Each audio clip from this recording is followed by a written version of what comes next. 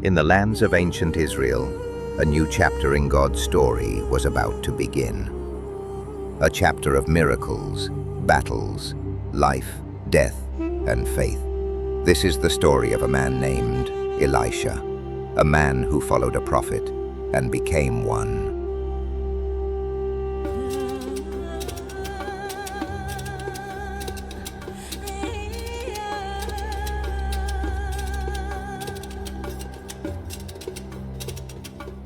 Elisha. He didn't start as a prophet, he started as a farmer. But when God called him, everything changed. To understand Elisha, we must first look at another great man of God, Elijah. Elijah was bold. He spoke for God during a dark time in Israel. He stood alone against hundreds of false prophets. He called fire down from heaven. He prayed, and the rain stopped for years. Then he prayed again, and rain returned. Elijah was powerful because he walked closely with God. But Elijah's time on earth was coming to an end, and God had chosen someone new, a man named Elisha. Elisha lived in a small town called Abel-Meholah. He worked the land, using oxen to plow the fields. He lived a simple life, but God had a bigger plan. One day, as Elisha was working, Elijah came walking by. He didn't speak a word. He just took off his cloak, the symbol of a prophet, and gently placed it over Elisha's shoulders. Elisha froze. He knew what it meant. This was a calling. God was choosing him to follow Elijah, to serve, to learn, and one day to become a prophet himself. Elisha didn't argue. He didn't ask for time to think. He ran after Elijah and said, "Let me go say goodbye to my parents, then I will come with you." But Elisha didn't just say goodbye. He burned his plow. He killed his oxen. He cooked the meat and gave it to the people. Why? Because he was making a clean break from his old life. No turning back. No plan B. Elisha gave up everything to follow the call of God. Elisha became Elijah's servant. He followed him everywhere. He listened. He watched. He learned. He didn't try to take Elijah's place. He was faithful. He was humble. And he waited for God's time. Then one day, Elijah knew it was time to leave this world. But he wouldn't die. Something more amazing would happen. God was going to take him to heaven, alive. Elijah began walking toward the Jordan River. He said to Elisha, "Stay here. The Lord is sending me to Bethel." But Elisha said, "As surely as the Lord lives, I will not leave you." So they went to Bethel. Then Elijah said, "Stay here. The Lord is sending me to Jericho." But Elisha said again, "I will not leave you." So they went to Jericho. Then Elijah said a third time, "Stay here. The Lord is sending me to the Jordan." And Elisha replied, "I'm staying with you." Why was Elijah so determined? Because he wasn't just following a man. He was following God's purpose for his life. At the Jordan River, 50 other prophets stood far off, watching. Elijah took his cloak, rolled it up, and struck the water. And just like with Moses, the water parted. They crossed on dry ground. When they reached the other side, Elijah turned to Elijah and said, "What do you want me to do for you before I go?" Elijah didn't ask for money. He didn't ask for fame. He said, "Let me have a double portion of your spirit." Now, in ancient times, the firstborn son received a double portion of the father's blessing.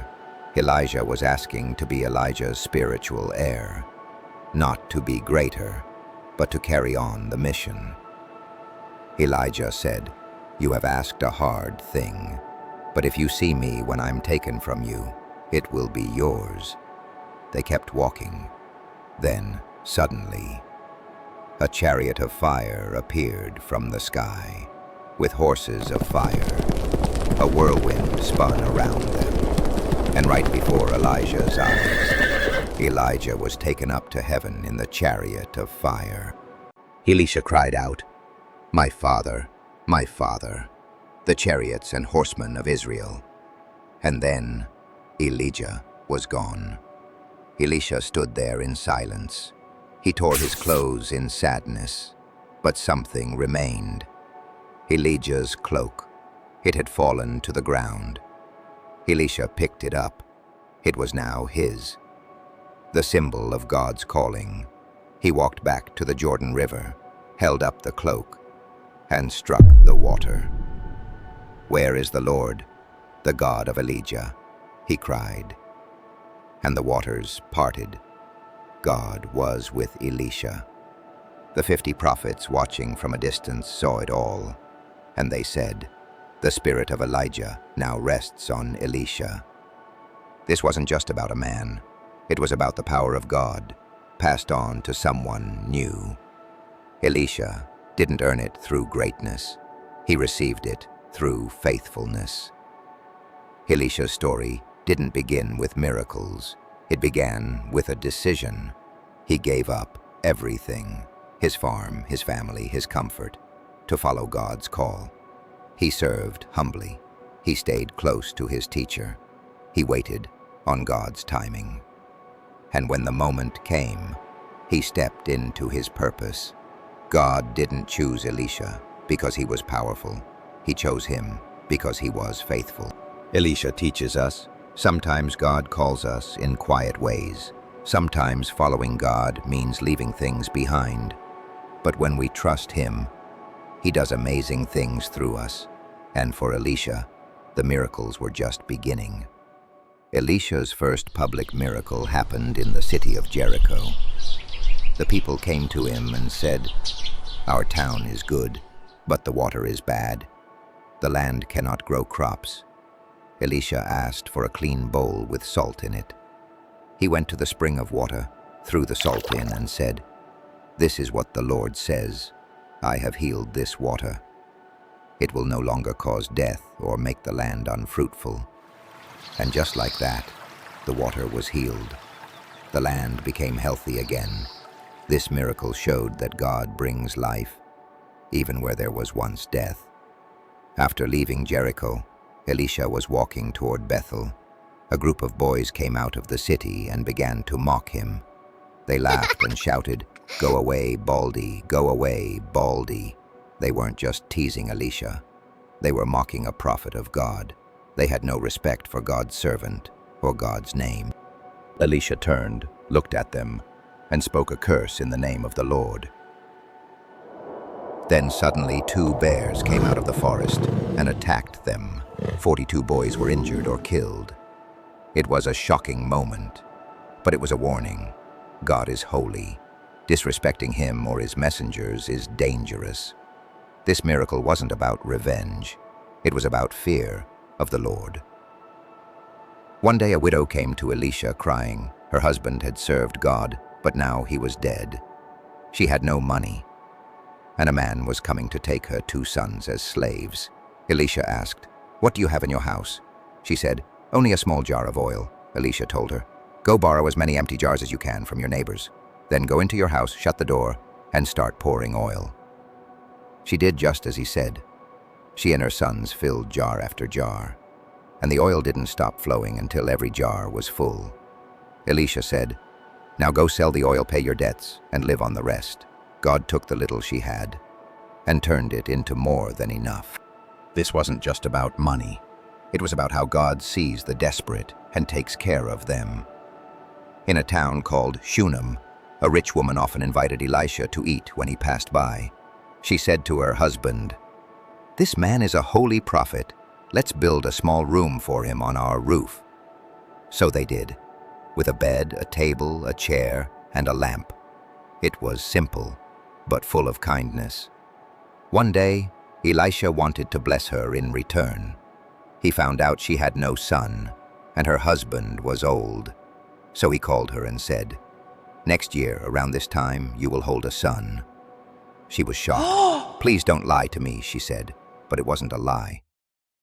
1 year later, the woman had a baby boy, just as Elisha had said. It was a miracle of life, born from kindness. Years later, that same boy went out to the field with his father. Suddenly he cried out, "My head, my head." They carried him home, and he sat on his mother's lap. But around noon, he died. The mother didn't scream or run around. She carried her son to the prophet's room, laid him on Elisha's bed, then shut the door and left. She traveled quickly to find Elisha. When she reached him, she fell at his feet.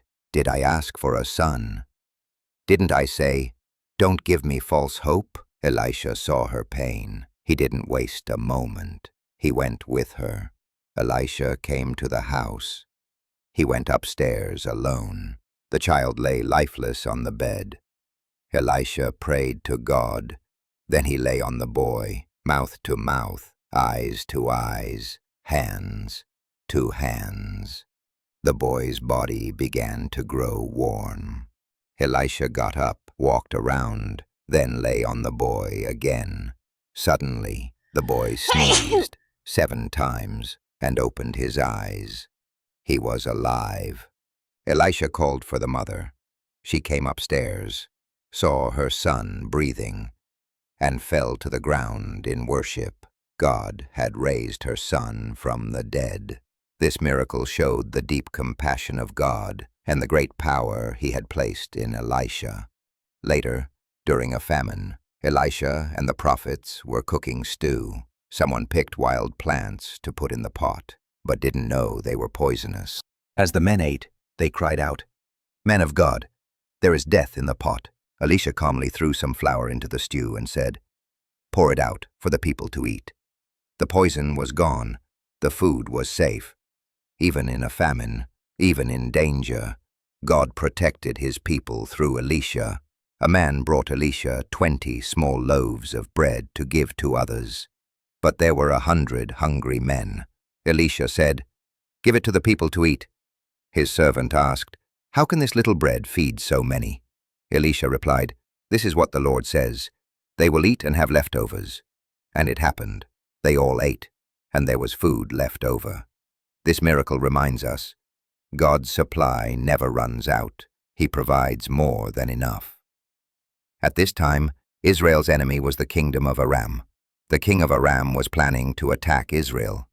But every time he made a plan, Israel knew in advance. Again and again, his ambushes failed.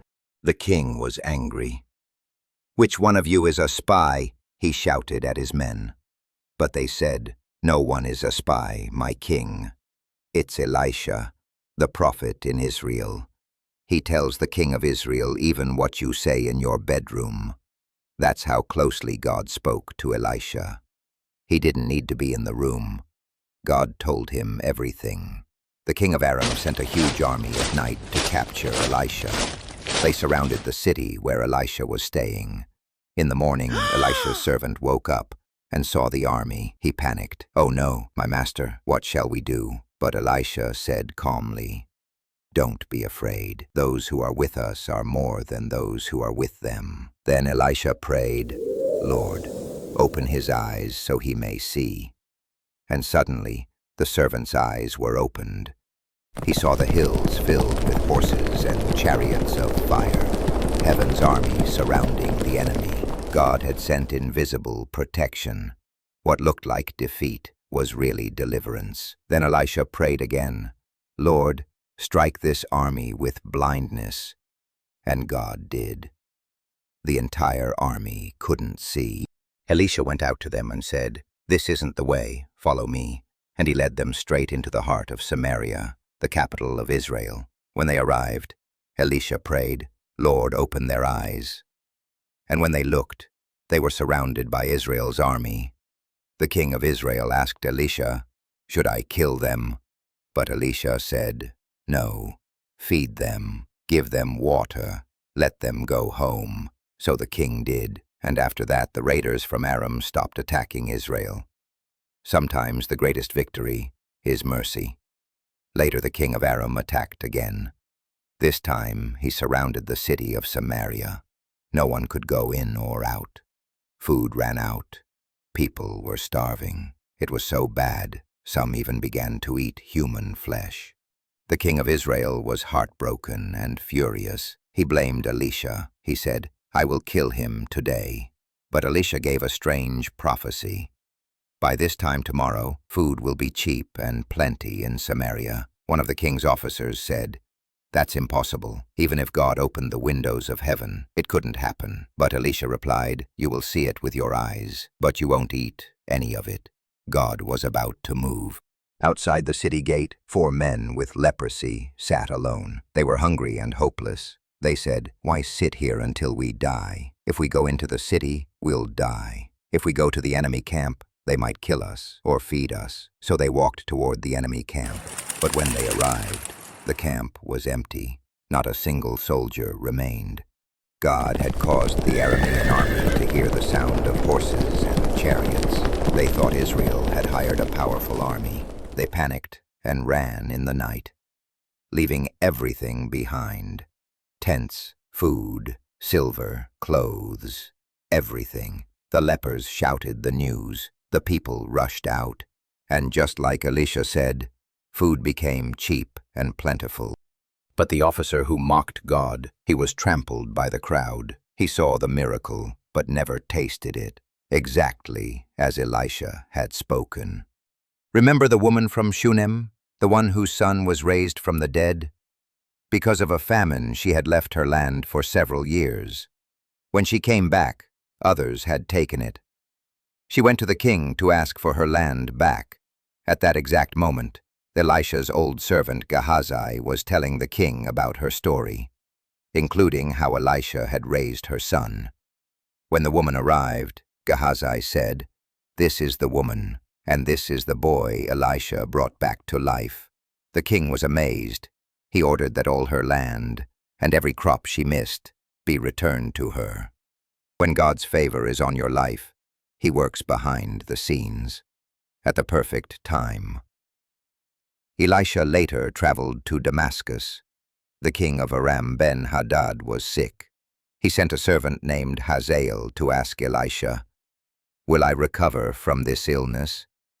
Elisha answered, "Yes, you will recover, but still you will die." Then he stared at Hazael and began to cry. Hazael asked, "Why are you crying?" Elisha said, "Because I see what you will do. You will become king and bring great pain to Israel. You will kill men, women, and even children." Hazael went back and told the king, "You will recover." But the next day, he suffocated the king and became ruler, just as Elisha said. Years passed. Elisha became old and sick. King Jehoash of Israel came to visit him and wept, my father, the chariots and horsemen of Israel." It was the same thing Elisha had once said to Elijah. Now, someone was saying it to him. He had become the hero he once followed. Elisha gave the king one last prophecy. He told him to shoot arrows out the window, a sign of victory. Then he told the king to strike the ground. The king hit the ground only 3 times. Elisha said, "You should have struck it 5 or 6 times. Now you will only defeat Aram 3 times. Even in his final moments, Elisha still spoke truth, still heard God. Soon after, Elisha died and was buried, but the story doesn't end there. Sometime later, Israelites were burying a man, but enemy raiders came and they had to leave quickly. So they threw the man's body into Elisha's tomb. When the man's body touched Elisha's bones, he came back to life and stood up on his feet. Even in death, God's power through Elisha was still alive. The miracles didn't stop, because God doesn't stop. Elisha's life was filled with lessons. Trust God, even when you feel surrounded. Speak truth, even if people don't believe you. Show mercy, even when you could take revenge. Obey fully, not halfway. And know this, when God chooses you, His power stays with you, even beyond the grave.